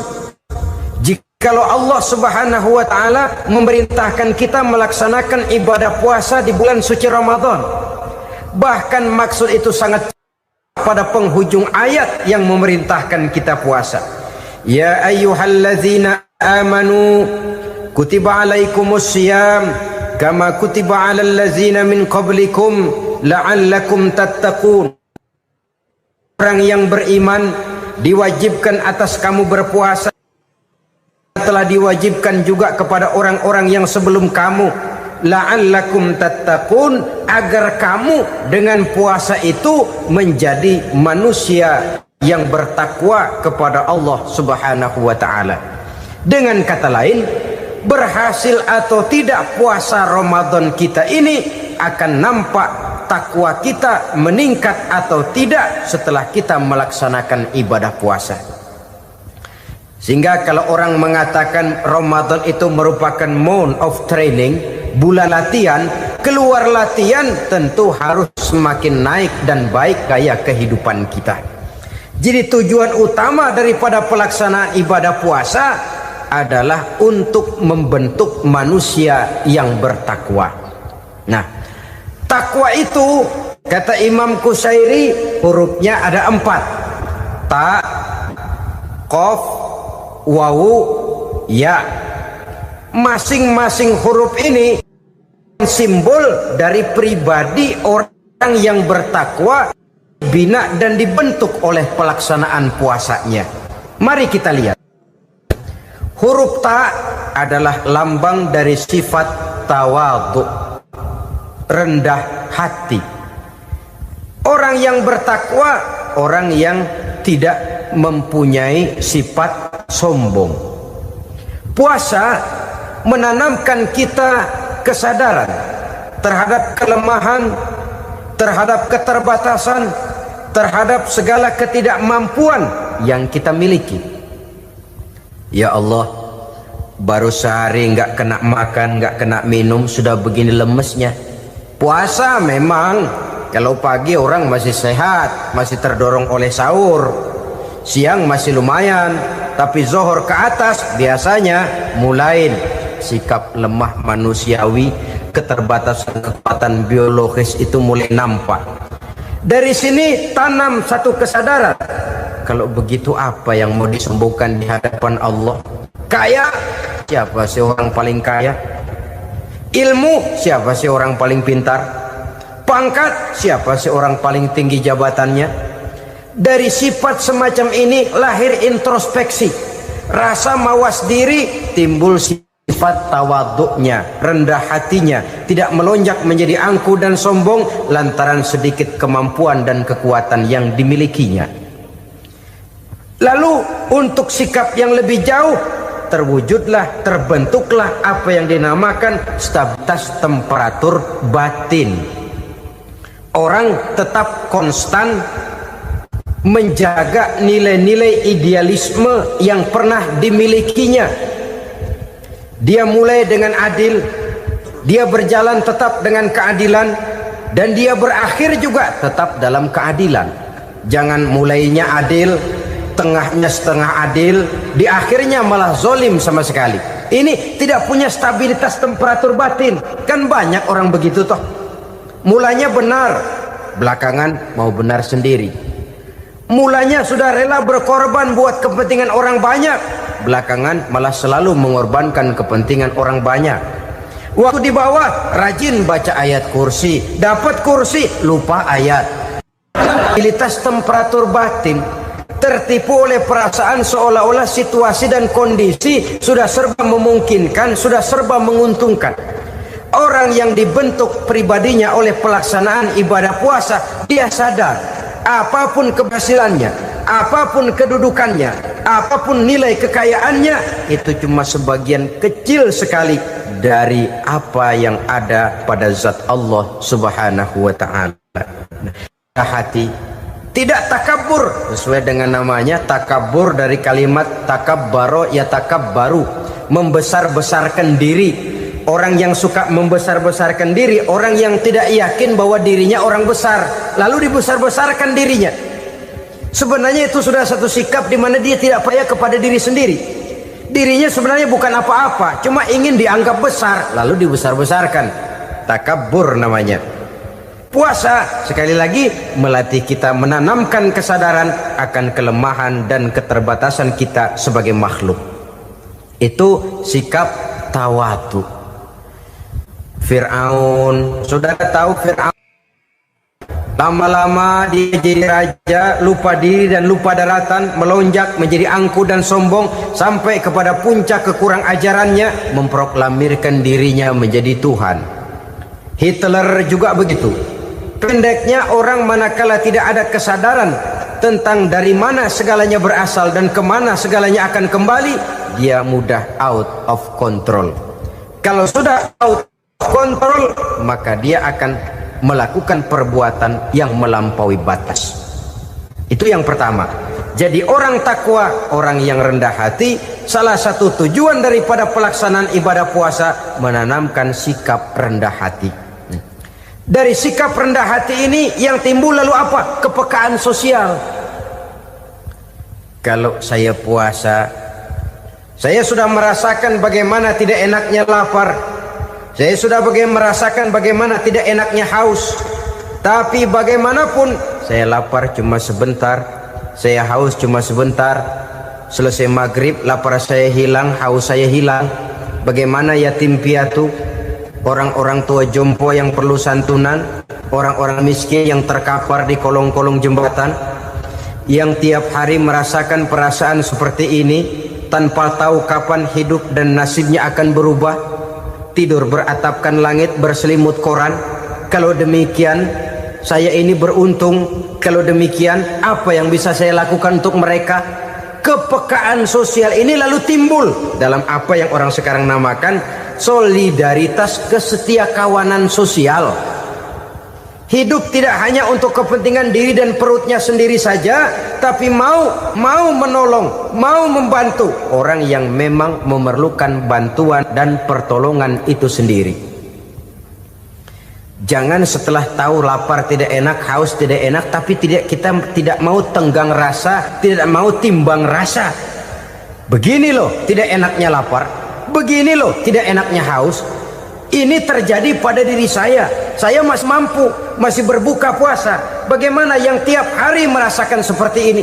Tidak Ramadan, tidak Syawal, tidak Zulqa'dah, tidak Zulhijjah, selalu kelaparan dan kehausan. Dari sana timbul kepekaan sosial.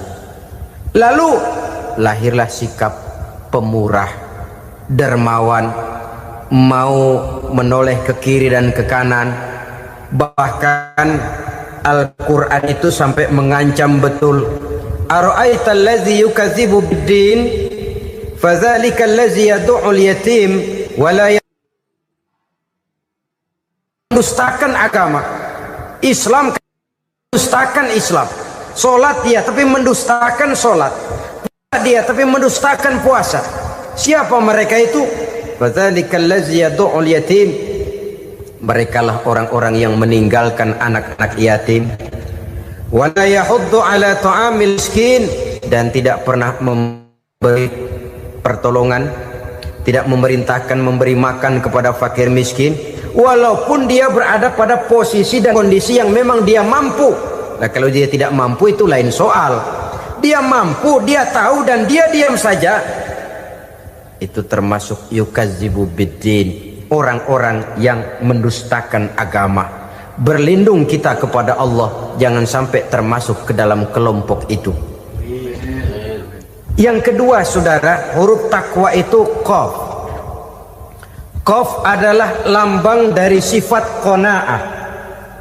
Qanaah artinya merasa cukup. Puasa melatih kita untuk bersikap cukup dalam hidup. Kalau kita perturutkan menjelang saat berbuka, menunggu waktu berbuka, istilah orang di Jawa Barat ngabuburit katanya, kita menunggu saat berbuka, segalanya saja ingin kita beli, segalanya saja ingin kita minum, semuanya saja ingin kita makan, sebab nafsu sudah begitu berupa. Perut sudah sedemikian lapar, kerongkong sudah sedemikian haus, rasanya semuanya saja ingin kita telan. Tapi tahukah kita bahwa setelah maghrib berbunyi, berapa banyak yang kita makan, berapa banyak yang kita minum? Sesuaikah dengan keinginan kita tadi siang? Tadi siang semuanya ingin kita makan, tadi siang semuanya ingin kita minum. Setelah berbuka, berapa banyak yang kita makan, berapa banyak yang kita minum? Itulah kehidupan. Segalanya ingin kita kuasai, segalanya ingin kita punyai, tapi berapa sih yang benar-benar kita perlukan? Maka orang kaya adalah orang yang hidupnya cukup. Orang miskin hakikat yang selalu merasa kurang. Bagaimanapun besar rumah, banyak uang kita, berpuluh kendaraan kita, kalau hidup selalu merasa kurang, itu artinya kita masih miskin. Maka jikalau ingin menjadi orang kaya, kuncinya hakikatnya cuma satu, hati kita merasa cukup dengan yang diberikan Allah, bersyukur atas segala nikmatnya, dan dengan syukur itu, nikmat itu akan ditambah oleh Allah Subhanahu wa ta'ala. Puasa menimbulkan sifat qanaah, dan qanaah adalah watak daripada orang-orang yang bertakwa kepada Allah Subhanahu wa ta'ala. Persis seperti orang minum air laut, makin diminum makin haus, makin diminum makin kering tenggorokan. Begitulah orang berhadapan dengan materi. Tadinya dia akan senang kalau dia merasa punya tanah ratusan hektar. Sudah ratusan hektar, tidak cukup, ngelamun lagi, alangkah nikmatnya kalau bisa beli gunung. Gunung dibeli. Sudah punya gunung, lihat laut. Aduh, kalau laut juga bisa dibeli, beli lagi laut. Sudah punya laut, lihat ke atas, langit ada yang jual apa enggak ya?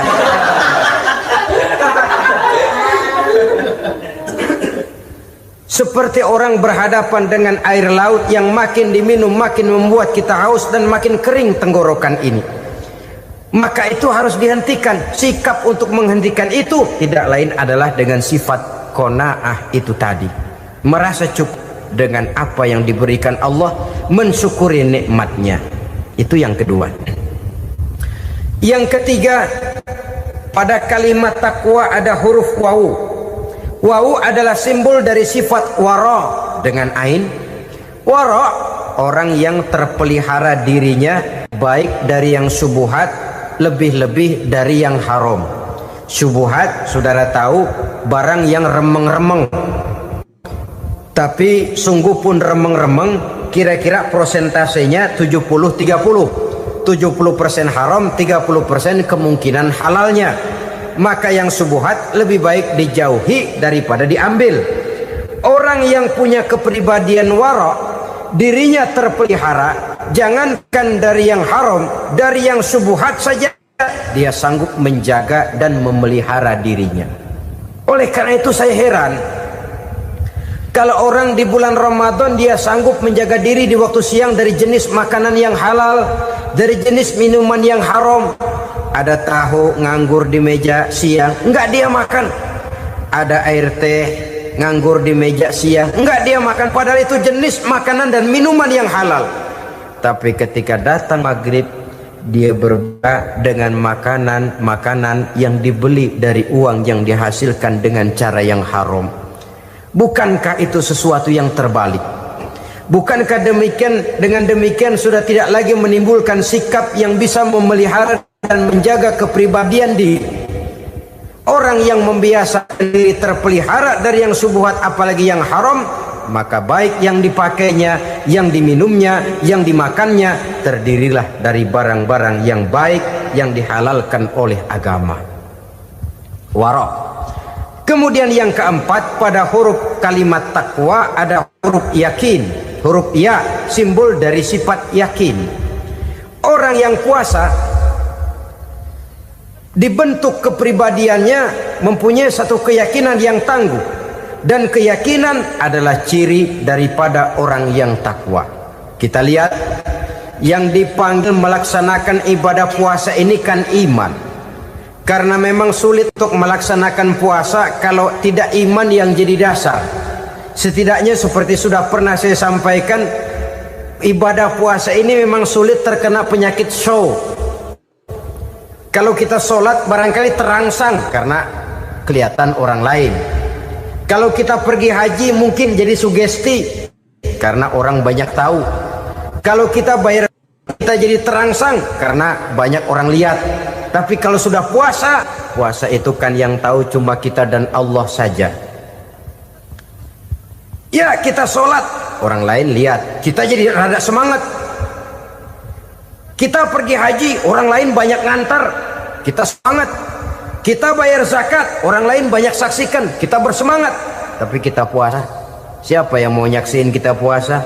Siapa yang mau memuji kita puasa? Siapa yang mau menyanjung kita puasa, itu cuma urusan kita dan Allah. Oleh karenanya, dasar daripada pelaksanaan ibadah yang haus mencekik tenggorokan, segalanya jadi nikmatan.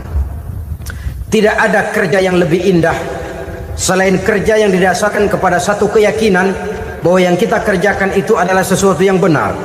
Dalam hal ini, sesuatu yang diperintahkan oleh Allah Subhanahu wa taala kepada kita. Saudara-saudara kaum muslimin rahimakumullah. Demikianlah titik evaluasi kita. Jangan berpuasa hanya dengan prinsip asal sekadar menggugurkan kewajiban saja, yang akan berakibat Ramadan tahun ini berakhir begitu, Ramadan terjebak menjalani rutinitas ritualnya saja. Bahkan kadang-kadang yang nyata betul, Nabi menganjurkan tingkatkan ibadah pada 10 hari yang akhir di bulan Ramadan, tanggal 20 sampai akhir Ramadan. Yang kita praktekkan malah kegiatan ibadah kita justru menurun pada 20 Ramadan yang akhir. Coba lihat 20 Ramadan ke atas, itu pasukan tarawih paling kelas 60-70 tahun ke atas.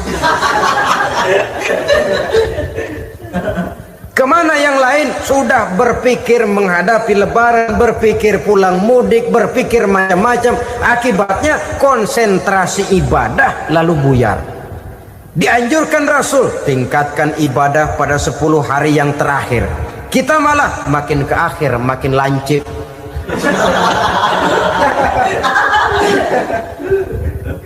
Saudara-saudara kaum muslimin rahimakumullah, kita terjebak oleh sesuatu yang sementara, oleh sesuatu yang bersifat kulit, lalu meninggalkan isinya.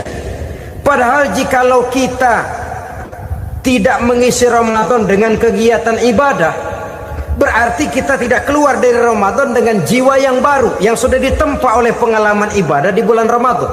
Artinya kita tidak kembali kepada fitrah, kesucian seperti saat kita dilahirkan. Lalu kalau kita tidak kembali kepada fitrah, apa yang mau kita rayakan pada Idul Fitri itu?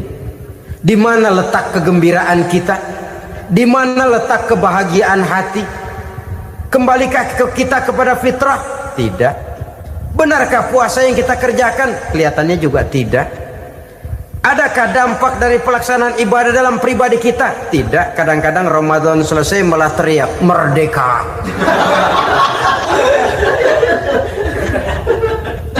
Kalau tadinya Ramadan dia merasa terhalang, mau keluar siang, mau makan siang, bulan puasa, mau minum siang, bulan puasa, mau gandengan, bulan puasa. Ramadan selesai, kibarin bendera, teriak merdeka, lalu kembali merajalela. Saudara-saudara, dampaknya tidak akan kelihatan. Padahal puasa yang baik, la'allakum tattaqun, membentuk manusia yang bertakwa kepada Allah Azza wa Jalla. Nah, sekarang apa kemudahan dan keistimewaan yang akan diberikan Allah kepada mereka yang sampai kepada tingkat takwa ini?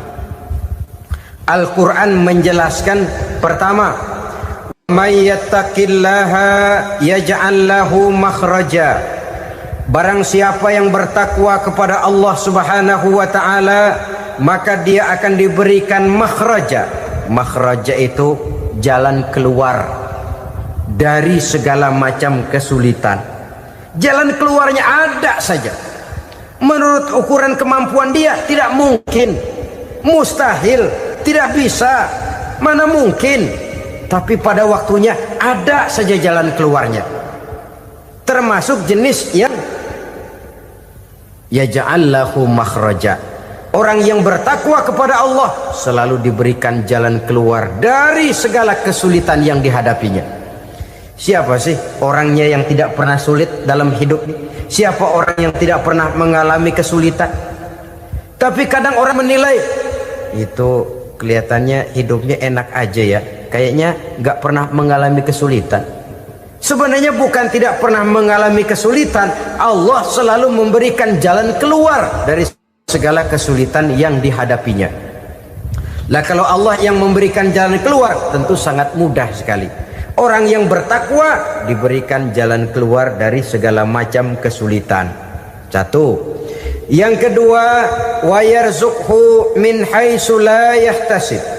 Dia akan diberikan rezeki oleh Allah dengan jalan yang tidak disangka-sangka. Rezekinya datang dengan cara yang tidak disangka-sangka. Gajinya mungkin kecil tapi penghasilannya gede, kan itu yang penting. Gaji dan penghasilan kan lain tuh. Boleh jadi gaji kecil asal penghasilan gede, kan nikmat hidup itu. Nah, penghasilan ini ada yang bisa kita perkirakan. Bisa kita perkirakan. Misalnya gaji itu tadi. Kalau saya kerja, gaji saya begini. Ada rezeki yang masuk min haitsu la yahtasib. Tidak kita sangka-sangka. Tidak kita duga-duga, tahu-tahu ada saja rezeki. Datang orang bawa persoalan yang mendatangkan hasil. Sebab rezeki, jodoh, maut memang seperti bayangan. Kita uber-uber dia lari, kita diem dia diem. Kan gemesin itu. Bayang-bayang itu begitu. Kita kejar, dia lari. Rezeki juga begitu. Kita diem, dia diem. Setengah mati yang namanya rezeki kita cari, kita uber. Ngobek sampai ratusan bohong kita kerjain. Tapi memang belum waktunya, ya sulit untuk tembus. Tapi kadang-kadang giliran kita nongkrong di rumah, datang orang bawain rezeki. Itulah yang namanya rezeki. Tapi ini untuk orang yang bertakwa. Kalau tidak punya kredibilitas takwa, jangan lalu pakai ayat ini. Diberikan Allah dengan rezeki dengan jalan yang tidak disangka. Kan ada ayatnya dah, kita mah manteng aja di rumah dah.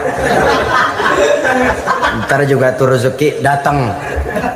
Ini fasilitas yang diberikan kepada orang yang wa may yattaqillah, bertakwa kepada Allah, yarzuqhu min haitsu la yahtasib, diberikan rezeki dengan cara yang tidak disangka-sangkanya.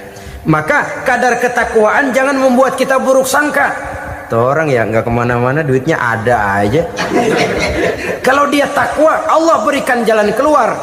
Yang lantas ngelihat kiai orangnya ahli ibadah, ilmunya tinggi, akhlaknya luar biasa, takwanya tinggi, rezekinya lancar, lalu husnuzon nih kiai nggak kemana-mana, duitnya banyak, miara tuyul kali ini. Itu termasuk jaminan Allah yang masuk kategori min haitsu la yahtasib. Yang ketiga, yaj'al lahu min amrihi yusra, dimudahkan segala urusannya. Dimudahkan segala urusannya. Kemudian yang keempat, yukaffir anhu sayyiatihi wa yu'azzim lahu ajra, diampuni segala kesalahannya dan dibesarkan pahala kebaikan yang dikerjakannya. Maka mudah-mudahan puasa yang kita kerjakan mengantarkan kita kepada ketakwaan kepada Allah, dan takwa membuka janji Allah kepada kita di dalam kehidupan ini.